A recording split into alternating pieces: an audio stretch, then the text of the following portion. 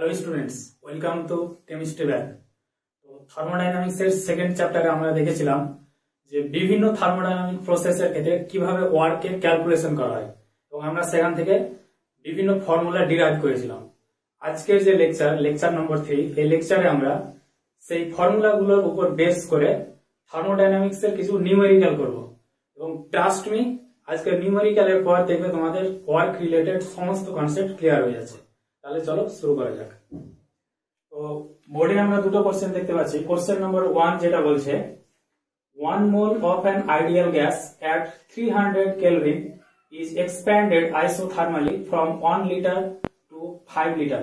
Find delta U or delta E. অর্থাৎ 1 মোল একটা ideal gas একটা কোন সিলিন্ডারের মধ্যে আছে 300 কেলভিন টেম্পারেচারে, সেটাকে আইসোথার্মালি এক্সপ্যান্ড করা হচ্ছে 1 লিটার টু 5 লিটার।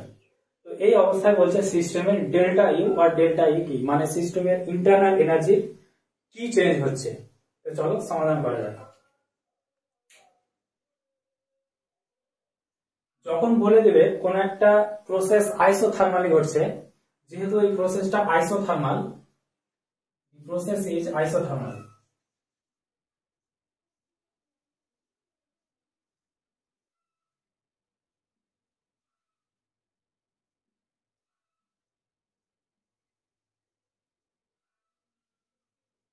আর আমরা জানি কোন একটা প্রসেস যদি আইসোথার্মাল হয় তাহলে সেক্ষেত্রে ডেল্টা ইউ বা ডেল্টা ই অর্থাৎ ইন্টারনাল এনার্জির কোন রকম পরিবর্তন হয় না।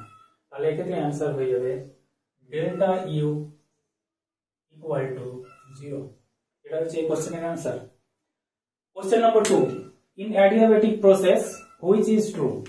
Number A Q equal to plus W, number B Q equal to delta E, number C delta U equal to W adiabatic এবং নাম্বার ডি হচ্ছে P del V equal to 0। কোশ্চেনের অ্যান্সার আমরা যদি এইভাবে করি, from first law of thermodynamics,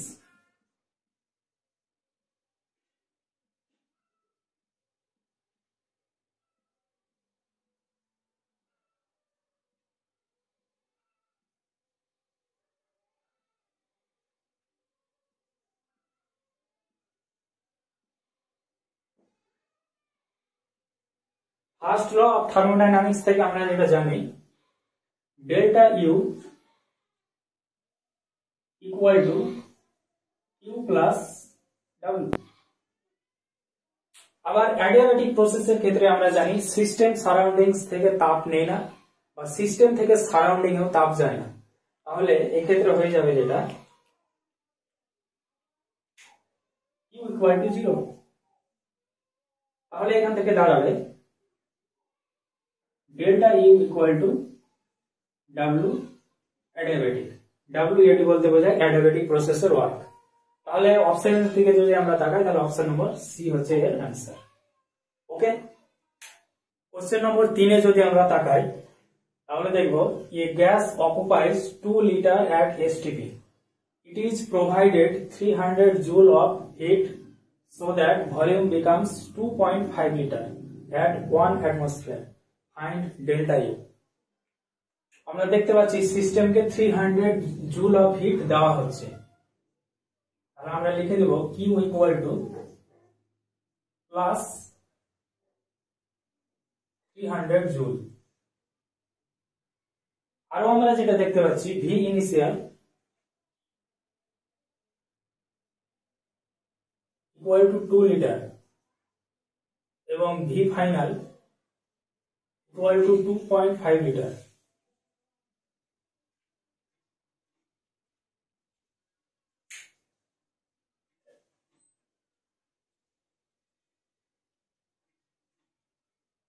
এবং দেখতে পাচ্ছি যে সিস্টেমটা তার প্রাথমিক যে ভলিউম 2 লিটার থেকে 2.5 লিটারে আসছে এক্সটার্নাল প্রেসার 1 অ্যাটমসফিয়ারের এগেইনস্টে। তাহলে পি এক্সটার্নাল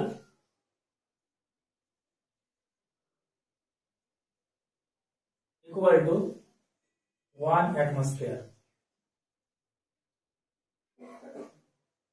তাহলে ডেল্টা ইউ সমান আমরা জানি Q plus W.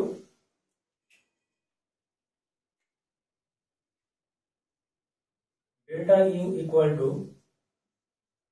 Q plus W. আমাদের দেওয়া আছে Q equal to 300 joule, Q আমরা পেয়ে যাচ্ছি, কিন্তু ডাব্লিউ আমাদেরকে এক্ষেত্রে নির্ণয় করতে হবে। তাহলে ডাব্লিউ নির্ণয় করার জন্য আমরা যে সমীকরণটা ব্যবহার করব সেটা হলো W equal to minus P external into delta V সমান মাইনাস পি এক্সটার্নাল এর ভ্যালু 1 অ্যাটমসফিয়ার 1 লিখে দিচ্ছি, এবং ডেল্টা ভি মানে হচ্ছে V final minus V initial. V final 2.5 litre এবং ভি ইনিশিয়াল 2 লিটার। বসিয়ে দিলে পাবো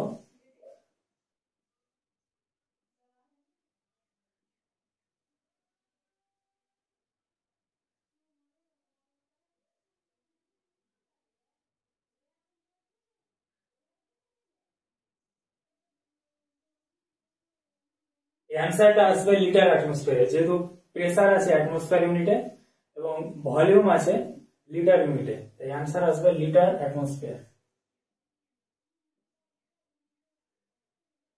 আমাদের অ্যান্সার চেয়েছে find delta U in joule, তাই আমরা লিটার অ্যাটমসফিয়ারকে জুলে কনভার্ট করব। তাহলে লিটার অ্যাটমসফিয়ারকে যদি জুলে কনভার্ট করি তাহলে 100 দ্বারা মাল্টিপ্লাই করতে হবে, মাইনাস 0.5 ইন্টু 100 জুল সমান মাইনাস 50। তাহলে আমরা ডাব্লিউ ইকুয়াল টু পেয়ে গেলাম, আর কিউ তো আমরা আমাদের কোশ্চেনে দেওয়াই আছে। তাহলে এখান থেকে আমরা ডেল্টা ইউ সমান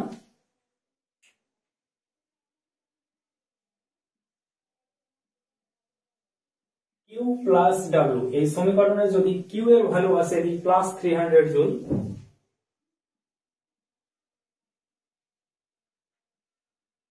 এবং ডাব্লিউ এর ভ্যালু পেলাম মাইনাস 50 জুল।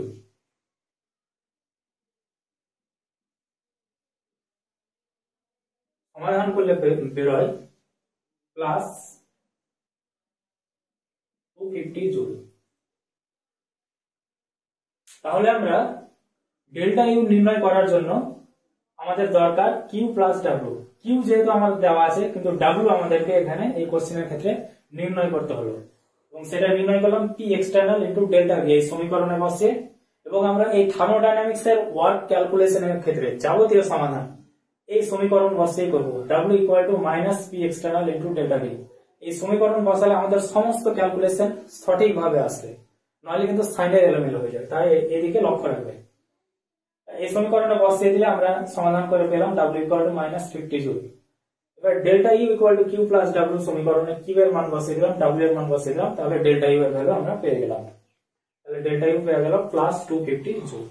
ওকে, কোশ্চেন নম্বর 4 এ যদি আমরা তাকাই তাহলে বলছে 2 moles of an ideal gas at 2 atmosphere and 27 degrees Celsius is compressed isothermally to 1/2 of its volume by constant pressure of 4 atmosphere. Find W, Q and delta U. আমাদেরকে এখানে ধ্যান রাখতে হবে প্রসেসটা কিন্তু আইসোথার্মাল। যেখানেই আমরা আইসোথার্মাল দেখে নেব সরাসরি আমরা লিখে দেব delta U equal two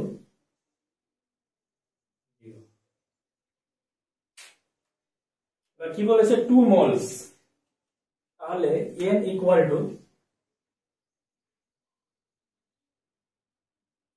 two 2। Initial pressure বলেছে 2 অ্যাটমসফিয়ার, অর্থাৎ P1 সমান 2 অ্যাটমসফিয়ার। টেম্পারেচার T1, ও যেহেতু প্রসেসটা আইসোথার্মাল সেহেতু T ইকুয়াল টু, অর্থাৎ টেম্পারেচার T1 বা T2 এরকম কোনো ব্যাপার নেই, টেম্পারেচার কনস্ট্যান্ট থাকবে, সেজন্য 27 ডিগ্রি সেলসিয়াস মানে হচ্ছে 300 কেলভিন।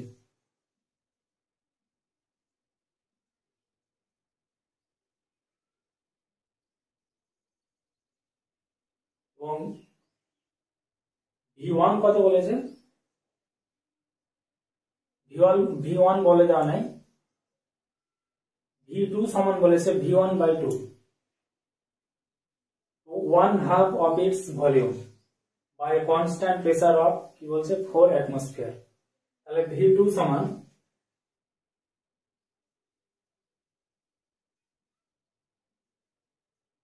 V1/2। তাহলে V2 বার করতে গেলে আমাদেরকে V1 বার করতে হবে। তো আইডিয়াল গ্যাস সমীকরণ থেকে আমরা পাই PV সমান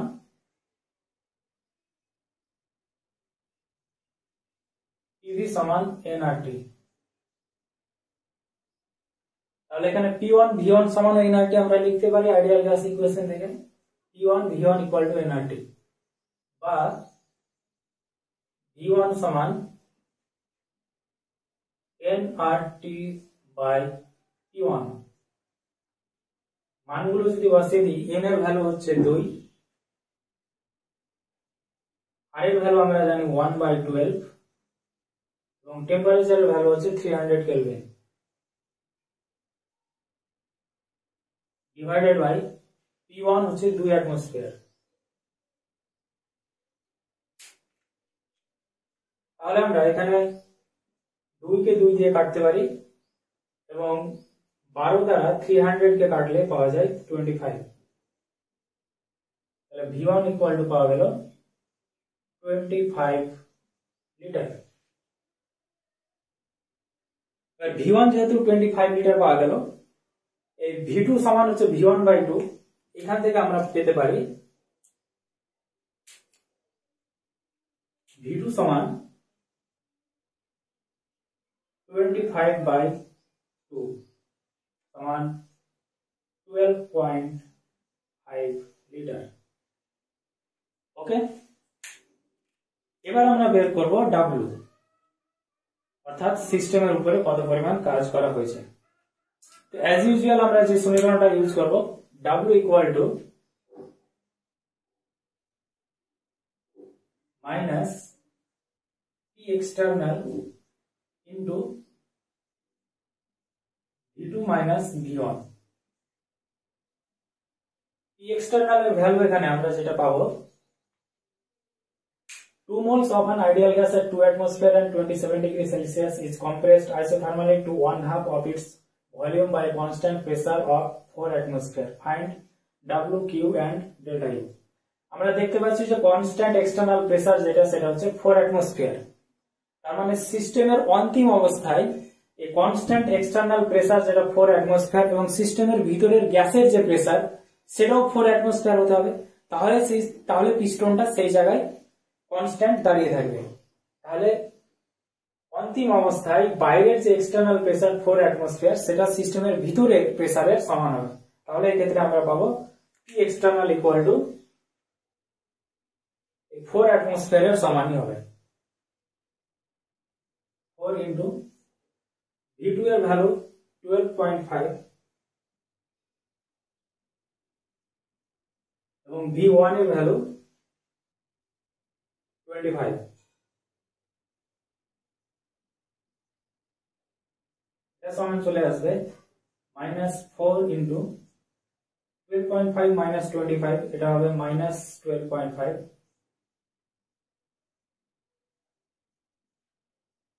এবং এটা চলে আসবে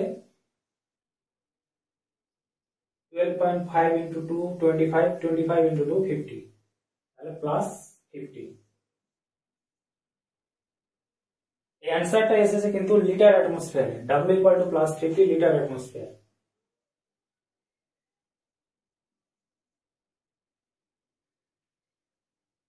এই লিটার অ্যাটমসফিয়ারকে যদি আমরা জুলে কনভার্ট করি তাহলে এটা সমান হয়ে যাবে +50 ইন্টু 100 জুল সমান 5000 জুল সমান 5 কিলোজুল। তাহলে আমরা এতক্ষণ পর্যন্ত যেটা পেলাম সেটা হচ্ছে W এর ভ্যালু পেলাম, আর ডেল্টা ইউ ভ্যালু আগে পেয়েছি, ডেল্টা ইউ সমান 0। এবার আমাদের বাকি আছে কিউ এর ভ্যালু। তাহলে আমরা ফার্স্ট ল অফ থার্মোডাইনামিক্স থেকে পাই delta U equal to Q plus W. এখানে যদি ডেল্টা ইউ এর ভ্যালু 0 বসাই দিই তাহলে 0 equal to Q plus W, বা Q equal to minus W। এই W এর ভ্যালু আমরা এখান থেকে বসাই দেব 5 কিলো জুল। তাহলে Q সমান হয়ে যাবে মাইনাস 5 কিলো জুল। ওকে, তাহলে আমাদের প্রত্যেকটা প্রবলেমকে বুঝতে হবে। মানে এক্ষেত্রে সিস্টেমের উপরে বাইরে থেকে একটা প্রেসার দেওয়ার ফলে সিস্টেমের কম্প্রেশন হয়েছে এবং কম্প্রেশনের পরে এক্সটার্নাল প্রেসার যেটা দেওয়া হয়েছে সেটা কত 4 অ্যাটমসফিয়ার। এই 4 অ্যাটমসফিয়ার প্রেসার দেওয়ার ফলে সিস্টেম কম্প্রেশন হওয়ার পরে সিস্টেমের ভিতরের প্রেসার যখন এই 4 অ্যাটমসফিয়ার প্রেসারের সমান হয়ে যায় তখনই পিস্টনটা একই জায়গায় দাঁড়িয়ে যাবে। তাহলে এটা গেল অ্যান্সার। আমরা আগে বের করেছি W এর ভ্যালু এবং তারপরে ফার্স্ট ল অফ থার্মোডাইনামিক্স এর ইকুয়েশন থেকে আমরা Q এর ভ্যালু বার করলাম।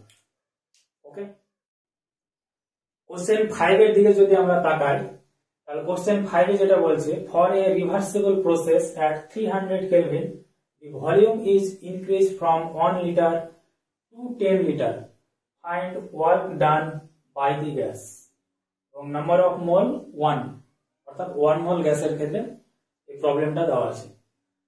তাহলে আমাদেরকে প্রসেসটা প্রথমে দেখতে হবে। বলছে কি রিভার্সিবল প্রসেস এট 300 কেলভিন, অর্থাৎ টেম্পারেচারও একটা দেওয়া আছে, তার মানে কনস্ট্যান্ট টেম্পারেচার। তাহলে এটা হচ্ছে reversible isothermal process.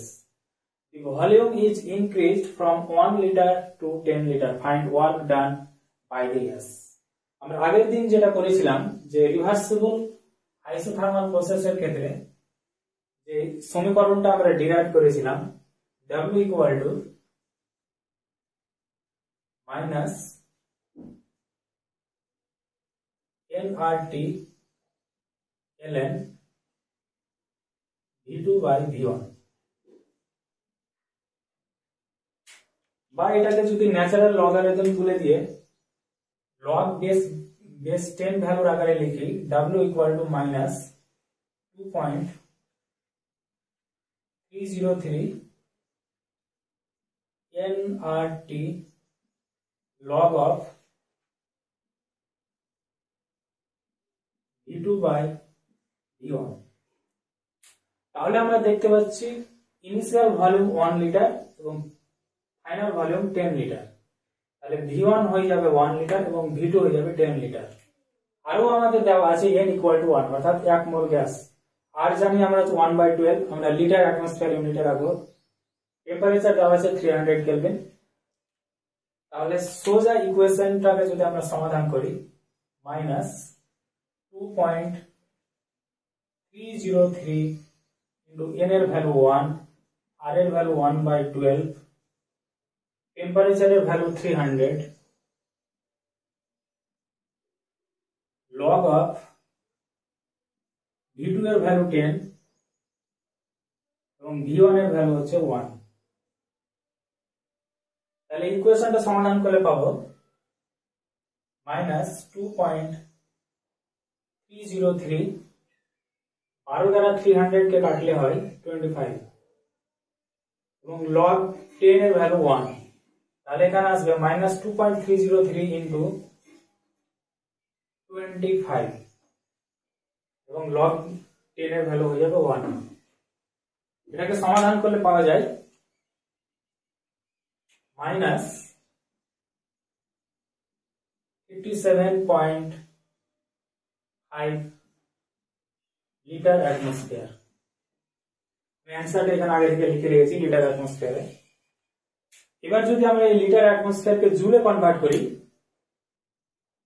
Minus 57.5 into 100 দ্বারা মাল্টিপ্লাই করলে এটা জুলে চলে আসবে।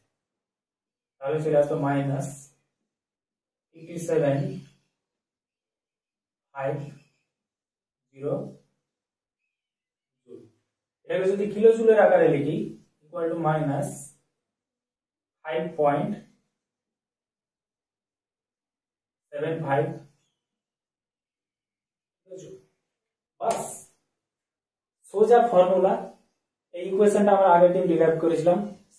V2 এর ভ্যালু দেওয়া আছে 10 লিটার, V1 এর ভ্যালু দেওয়া আছে 1 লিটার, n এর ভ্যালু দেওয়া আছে নাম্বার অফ মোলস 1, r এর ভ্যালু আমরা জানি 1/12, টেম্পারেচার দেওয়া আছে 300 কেলভিন, বসিয়ে দিলে অ্যান্সারটা চলে আসে।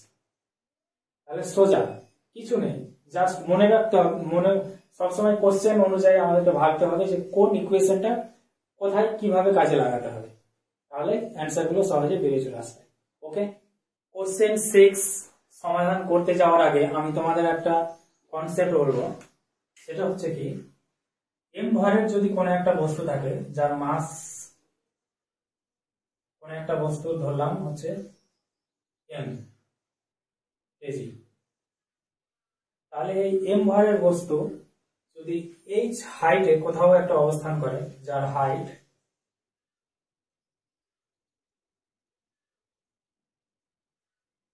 ধরলাম এইচ মিটার, আর ভূমি থেকে সে এইচ হাইটের উপরে সে এম ভরের বস্তুটাকে রাখা হয়েছে, তাহলে এই অবস্থায় এই এম ভরের বস্তুটার পোটেনশিয়াল এনার্জি হয়, পোটেনশিয়াল এনার্জি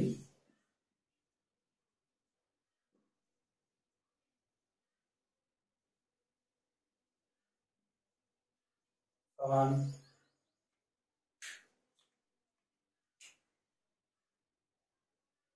m ইন্টু জি ইন্টু এইচ, যেখানে জি হচ্ছে gravitational constant.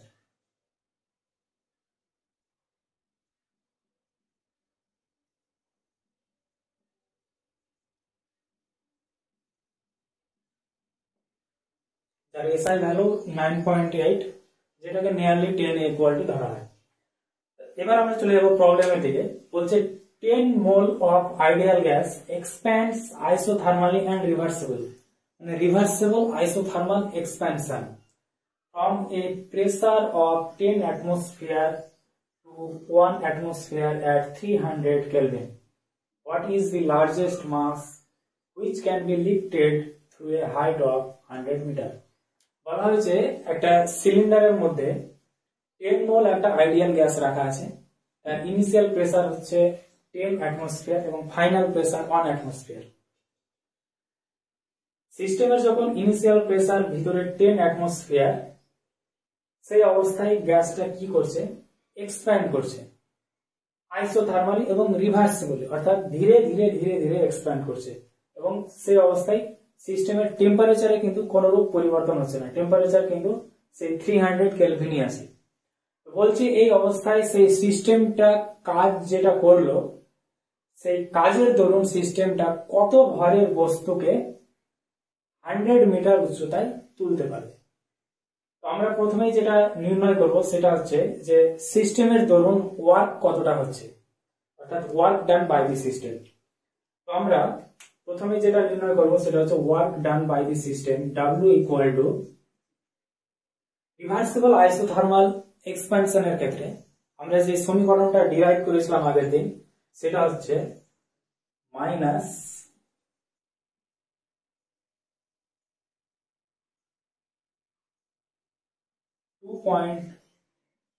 .303 nRT log V2 by V1। আবার V2 by V1 কে আমরা P1 by P2 দ্বারাও রিপ্লেস করতে পারি, equal to minus 2.303 nRT log of P1 by P2। আমরা question থেকে P1 এর ভ্যালু জানি, P1 হচ্ছে 10 অ্যাটমসফিয়ার, P2 হচ্ছে 1 অ্যাটমসফিয়ার, n অর্থাৎ কত মোল গ্যাস 10, আর এর ভ্যালু আমরা জানি, টেম্পারেচার বলে দিয়েছে 300 কেলভিন। তাহলে এই মানগুলো বসিয়ে আমরা যদি সমাধান করি তাহলে এটা পাবো মাইনাস 2.303, n এর ভ্যালু হচ্ছে 10, আর এর ভ্যালু লিটার অ্যাটমসফিয়ার ইউনিটে 1/12, টেম্পারেচারের ভ্যালু হচ্ছে 300 kelvin into log of P1 এর ভ্যালু হচ্ছে 10 এবং P2 এর ভ্যালু 1। এই পুরো ব্যাপারটা যদি সমাধান করা হয়, এটা 12 দ্বারা 300 কে 25, log 10 এর ভ্যালু 1, এই পুরো ব্যাপারটা যদি সমাধান করা হয় তাহলে এর মান আসে মাইনাস 575 লিটার অ্যাটমসফিয়ার। এই লিটার অ্যাটমসফিয়ারকে আমরা এখন জুলে কনভার্ট করব। সমান -575 ইন্টু 100 জুল সমান -57500 জুল। এই যে এই ওয়ার্কটা যে সিস্টেমটা করলো, এই ওয়ার্ক দ্বারাই সেই এম ভরের বস্তুটাকে 100 মিটার উচ্চতায় তুলবে। তাহলে আমরা যদি দুই ব্যাপারটাকে ইকুয়েট করে দিই,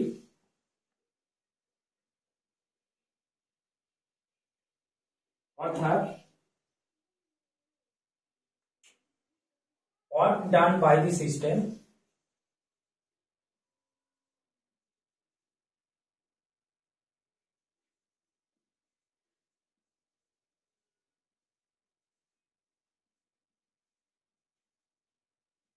equal to potential energy of say m ভরের বস্তু।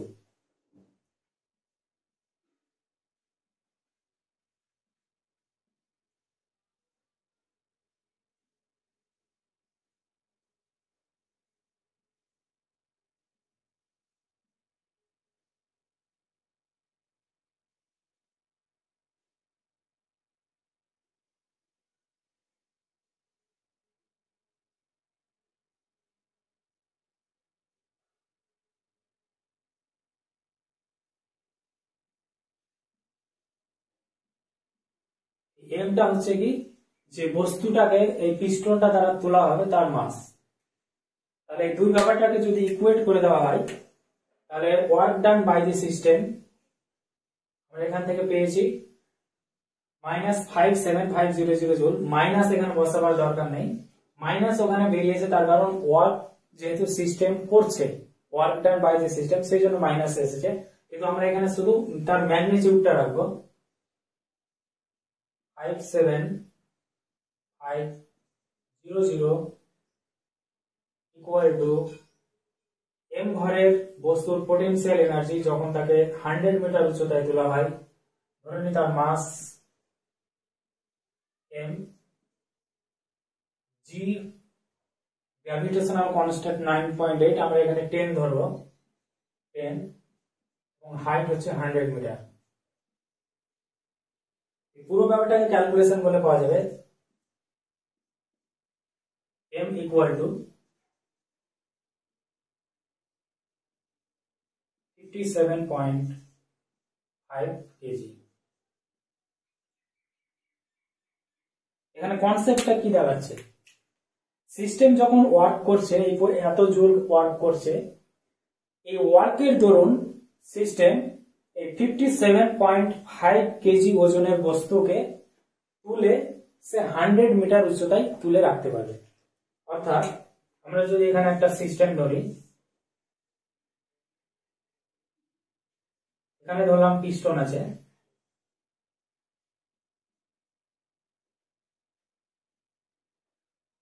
ভিতরে গ্যাসের দরুন পিস্টনের উপরে যখন প্রেসার পড়ে তখন এই সিস্টেম দ্বারা ওয়ার্ক হয়। এবং এখানে যে বিষয়গুলো দেওয়া আছে 10 মোল অফ আইডিয়াল গ্যাস এবং যে কন্ডিশন গুলো দেওয়া আছে, সেই কন্ডিশন অনুযায়ী এই পিস্টনটা এই 57.5 কেজি ওজনের বস্তুকে এখান থেকে 100 মিটার উচ্চতায় ওঠাতে পারবে। এটা হচ্ছে এই কোশ্চেনের সিগনিফিকেন্স। ওকে, তাহলে কোশ্চেনটা একটু কনসেপচুয়াল আছে, ফিজিক্সের বিষয় এখানে জড়িত আছে, কিন্তু কোশ্চেনটা ভালো। কোশ্চেন নম্বর 7 এর দিকে যদি আমরা তাকাই, তাহলে বলছে a gas expands against a variable pressure of P equal to 20/V। P এর এবং V এর ইউনিট হচ্ছে, P এর ইউনিট অ্যাটমসফিয়ার এবং V এর unit litre. During expansion from volume of 1 litre to 10 litre, the gas undergoes a delta U equal to 400 joule, অর্থাৎ সিস্টেমের internal energy বৃদ্ধি পাচ্ছে। ফাইন্ড Q absorbed, অর্থাৎ সিস্টেম বাইরে থেকে কি পরিমাণে হিট অ্যাবজর্ব করেছে সেটা ফাইন্ড করতে বলছে। এই প্রসেসটা কি প্রসেস, কোনো সংকেত পাওয়া যাচ্ছে কি? গ্যাস এক্সপ্যান্ড করছে এগেইনস্ট এ ভ্যারিয়েবল প্রেসার, এখানে কিন্তু এগেইনস্ট এ কনস্ট্যান্ট প্রেসার বলে। যখনই আমরা দেখবো ভ্যারিয়েবল প্রেসার, আমরা সঙ্গে সঙ্গে সেটাকে রিমার্ক করব, সেটা হচ্ছে রিভার্সিবল প্রসেস। এখানে যদি কনস্ট্যান্ট এক্সটার্নাল প্রেসার থাকতো তাহলে আমরা সেটাকে বলতাম সেটা ইরিভার্সিবল প্রসেস। যেহেতু ভ্যারিয়েবল প্রেসার আছে তাহলে এটা হয়ে যাবে রিভার্সিবল প্রসেস। রিভার্সিবল প্রসেসের ক্ষেত্রে আমরা যেটা জানি, আমরা এর আগের দিন যেটা ডিরাইভ করেছিলাম, W equal to minus 2.303 nRT log of V2 by V1। কিন্তু এটা ডিরাইভ করার আগে আমরা স্টার্ট করেছিলাম যেখান থেকে, সেটা ছিল কি,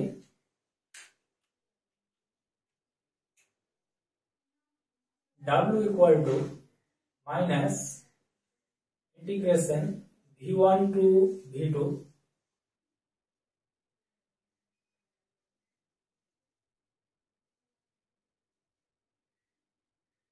P internal into dV। আমরা এখান থেকে শুরু করেছিলাম এবং মজার ব্যাপার হলো কি, এই কোশ্চেনে এই যে P internal এর ভ্যালু এটাকে দিয়ে দেওয়া হয়েছে P equal to 20/V। তাহলে আমরা সেই P equal to 20/V এর মান যদি আমরা এখানে বসিয়ে দিই, তাহলে যেটা দাঁড়াবে minus integration V1 to V2 P internal হচ্ছে 20/V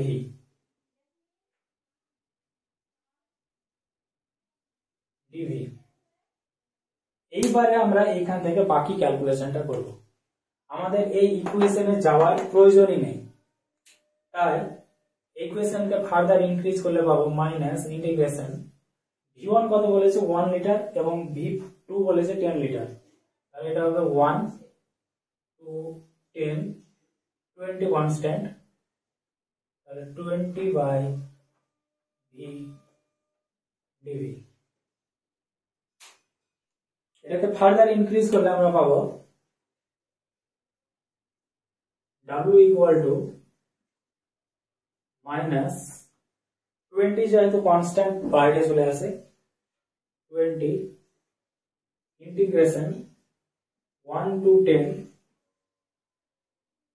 dV/V সমান মাইনাস 20। এই dV/V এর ইন্টিগ্রেশন যদি আমরা করি তাহলে সেটা দাঁড়াবে ln V, এবং এই ইন্টিগ্রেশনের লোয়ার লিমিট এবং আপার লিমিট যদি বসিয়ে দিই তাহলে এটা দাঁড়াবে লোয়ার লিমিট 1 এবং আপার লিমিট 10 সমান মাইনাস 20 ln 10 মাইনাস ln 1 সমান যেটা দাঁড়াবে সেটা হলো মাইনাস 20 ইন্টু ln 1 এর ভ্যালু যেহেতু 0, এটাকে 0 করে দেবো আমরা, মাইনাস 20 ইন্টু ln 10 সমান মাইনাস 2.303 ইন্টু 20 ইন্টু log 10। আর এই log 10 এর ভ্যালু আমরা জানি 1, তাহলে এটা সমান দাঁড়িয়ে যাবে যেটা W ইকুয়াল টু, আমি লিখে রেখেছি মাইনাস 46 লিটার অ্যাটমসফিয়ার, ইউনিটটা আসবে লিটার অ্যাটমসফিয়ার। এবারে লিটার অ্যাটমসফিয়ারকে যদি আমরা কনভার্ট করি জুলে, তাহলে যেটা দাঁড়াবে equal to minus 46 into 100 joule সমান মাইনাস 4600 জুল। এই জুলকে যদি আমরা কিলো জুলে কনভার্ট করি equal to minus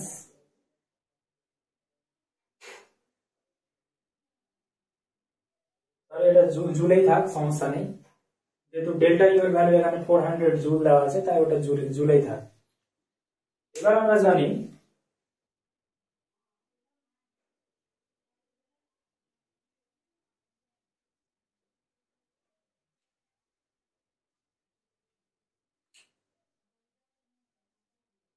first law of thermodynamics থেকে delta U equal to Q plus W. Delta U এর ভ্যালু আমাদের দেওয়া আছে 400 জুল, তাহলে এখানে বসিয়ে দিলে আমরা পাবো 400 equal to Q plus W এর ভ্যালু আমরা যেটা পেলাম ডাব্লিউ ইকুয়াল টু -4600 -4600। এখান থেকে আমরা কিউ এর ভ্যালু যেটা পাবো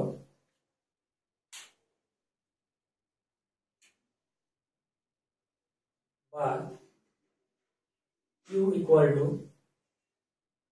400 মাইনাস এপারে আসলে প্লাস হবে প্লাস 4600 সমান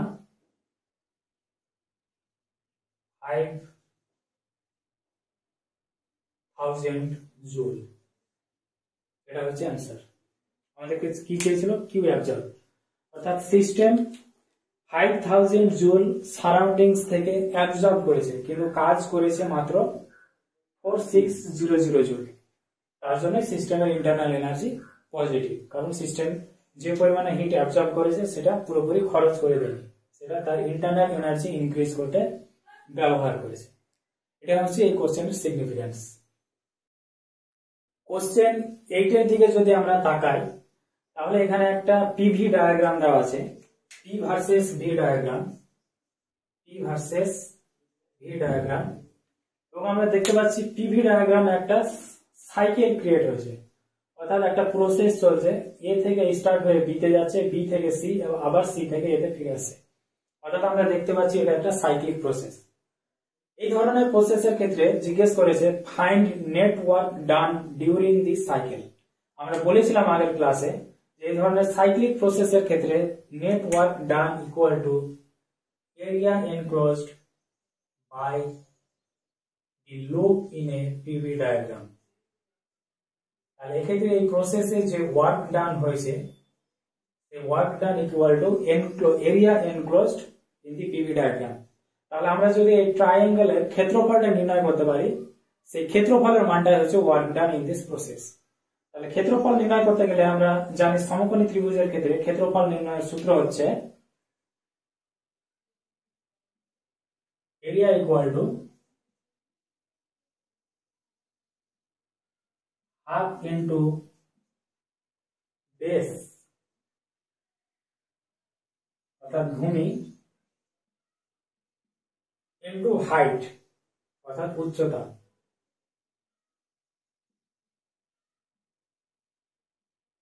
আমরা এখানে বেস এবং হাইটের ভ্যালু যদি বার করতে পারি, তাহলে আমরা এরিয়া বের করতে পেরে যাবো, এবং এরিয়া বের করতে পারলে সেটা হচ্ছে ওয়ার্কের ভ্যালু। তাহলে চলো শুরু করা যাক। তাহলে আমরা এখানে দেখতে পাচ্ছি যে বেসের ভ্যালু যদি আমরা নির্ণয় করতে চাই, এই সি পয়েন্টে ভলিউমের ভ্যালু 3v1, আবার এ পয়েন্টে ভলিউমের ভ্যালু v1।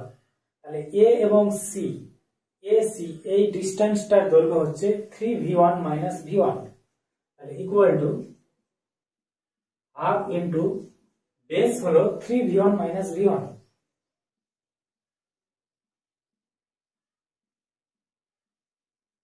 এবং হাইটে যদি দেখি, এই বি ভ্যালুতে প্রেসারের মান হচ্ছে 6p1, আবার এই এ ভ্যালুতে প্রেসারের ভ্যালু হচ্ছে p1।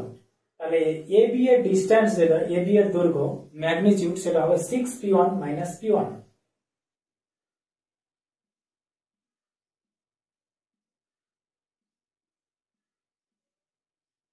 সমাধান করলে বেরোবে 1/2 into 3v1 minus v1, 2v1 into 6p1 minus p1 equal to 5p1 সমান, এখানে 2 2 কেটে যাবে, 5p1 v1। আবার আমরা দেখতে পাচ্ছি এই সাইকেলটা হচ্ছে ক্লকওয়াইজ, তাই ওয়ার্কের ভ্যালু অ্যাকচুয়ালি আসবে মাইনাসে। তাই work done therefore In this cycle, work done equal to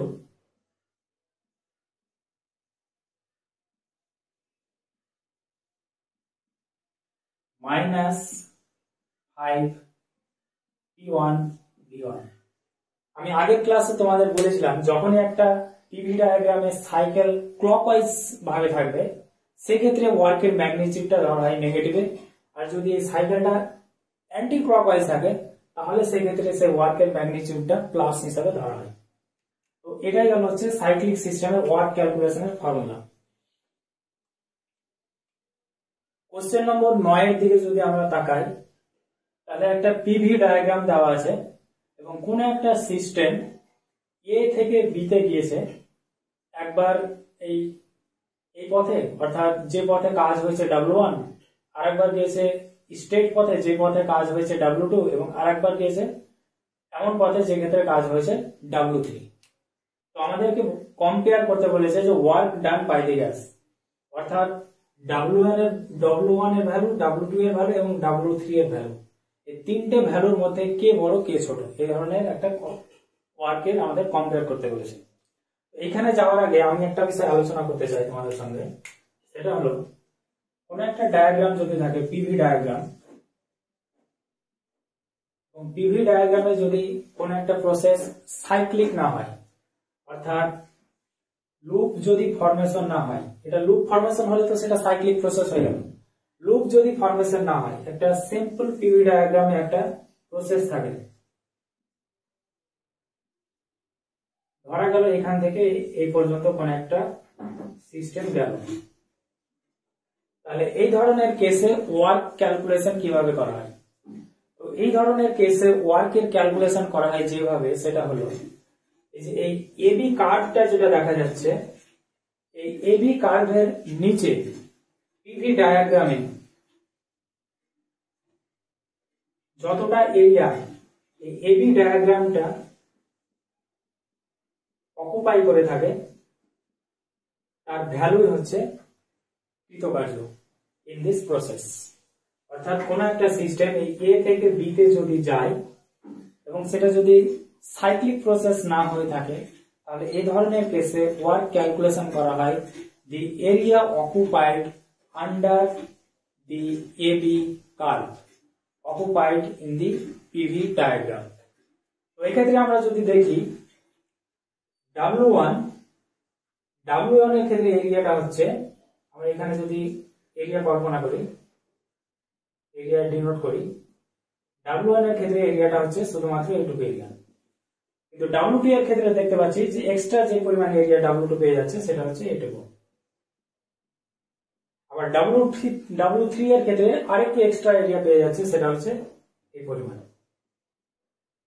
তাহলে আমরা সেই কনসেপ্ট কাজে লাগিয়ে যদি দেখি W3 is greater than W2 is greater than W1, তাহলে আমরা অ্যান্সার লিখব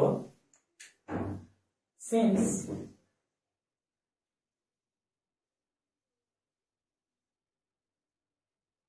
area occupied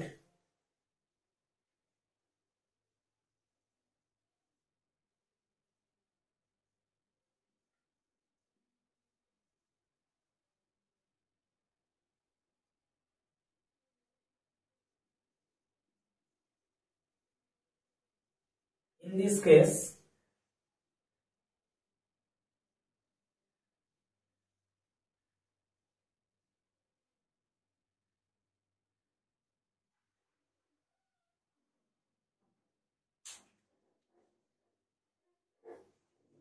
W3 is greater than W2 is greater than W1।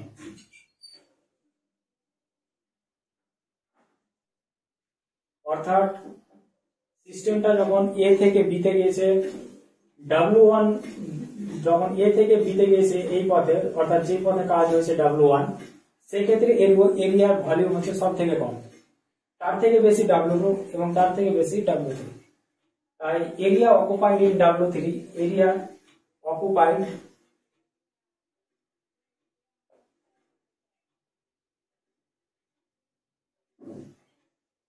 in W3 greater than W2 greater than W1।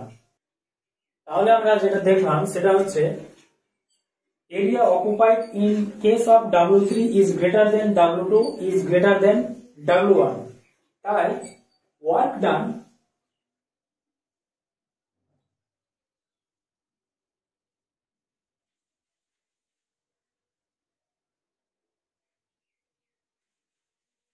W3 greater than W2 greater than W1, just simple। যে ক্ষেত্রে এরিয়ার কভারেজটা সব থেকে বেশি সেক্ষেত্রে ওয়ার্কও বেশি, যে ক্ষেত্রে এরিয়ার কভারেজ কম সেক্ষেত্রে ওয়ার্কও কম, জাস্ট এটাই।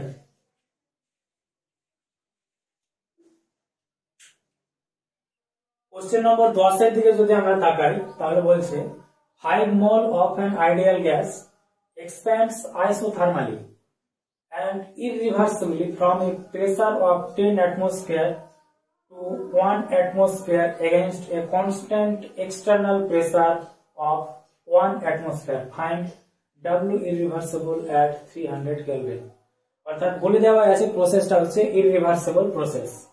তো ইররিভার্সিবল প্রসেসের ক্ষেত্রে আমরা আগের দিন যেটা ডিরাইভ করেছিলাম W irreversible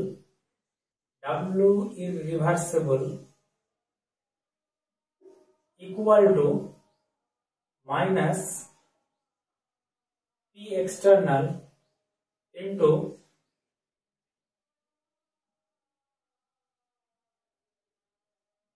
nR2 by P2 minus nRT by P1। P external দেওয়া আছে 1 atmosphere, 1 atmosphere এটা P external, P2 এর ভ্যালু দেওয়া আছে 1 atmosphere, P1 এর ভ্যালু দেওয়া আছে 10 atmosphere, n এর ভ্যালু দেওয়া আছে 5 mol, আর এর ভ্যালু আমরা জানি লিটার অ্যাটমসফিয়ারে রাখবো আমরা 1/12, আর টেম্পারেচারের ভ্যালু দেওয়া আছে 300 কেলভিন। এই মানগুলো বসিয়ে দিলে অ্যান্সার চলে আসবে। তাহলে মানগুলো আমরা যদি বসাই মাইনাস পি এক্সটার্নাল এর ভ্যালু হচ্ছে 1 ইনটু n এর ভ্যালু 5, আর এর ভ্যালু এখন বসাচ্ছি না, রেখে দিচ্ছি, p এর ভ্যালু এখন বসাচ্ছি না, p2 এর value 1 atmosphere 1 minus 5 RT by P1 এর ভ্যালু 10 অ্যাটমসফিয়ার। 5 RT কে যদি আমরা বাইরে বের করে দিই minus 5 RT into 1 minus 1 by 10 সমান minus 5 RT into এটা সমাধান করলে যেটা বেরোবে সেটা হচ্ছে 9/10 সমান, এবার এই R এবং T এর ভ্যালু আমরা বসাবো, মাইনাস 5 ইন্টু R এর ভ্যালু 1/12, টেম্পারেচারের ভ্যালু দেওয়া আছে 300 কেলভিন ইন্টু 9/10। এই পুরো ব্যাপারটা যদি ক্যালকুলেশন করা যায় তাহলে যেটা দাঁড়ায় equal to minus 112.5 litre atmosphere. ভ্যালুটা আমি এখানে লিখে রেখেছি যেটা অ্যান্সারটা আসবে। এই লিটার অ্যাটমসফিয়ারকে যদি আমরা জুলে কনভার্ট করতে চাই তাহলে আবার হবে ইকুয়াল টু মাইনাস 112.5 ইন্টু 100 দ্বারা আমরা মাল্টিপ্লাই করব 100 জুল সমান মাইনাস 11250। এটাকে যদি আমরা কিলো জুল করি মাইনাস 11.25 কিলো জুল। তাহলে এটা হচ্ছে ইরিভার্সিবল পথে করা ওয়ার্ক, এবং আমরা দেখতে পাচ্ছি শেষে মাইনাস আছে, তার কারণ work done by the system. তাহলে আমরা আজকে 10টা নিউমেরিক্যাল করলাম। আশা করি ওয়ার্ক ডান সম্বন্ধে যত তোমাদের কনসেপ্টের মধ্যে কোন রকম কোনো হয়ে থাকে, সমস্যা হয়ে থাকে, তাহলে আজকে যে নিউমেরিক্যাল গুলো করলাম তার মাধ্যমে তোমাদের সমস্ত কনসেপ্ট ক্লিয়ার হয়ে যাবে। ঠিক আছে, থ্যাংক ইউ।